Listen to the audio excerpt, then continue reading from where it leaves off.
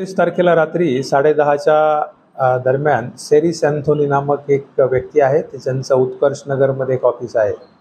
त्या ऑफिसला आपला ताला लावून घरी गेले होते आणि सकाळी 20 तारखेला सकाळी 6:50च्या आसपास त्यांना माहिती पडले की त्यांच्या ऑफिसचा ताला कोणीतरी तोडलेला आहे.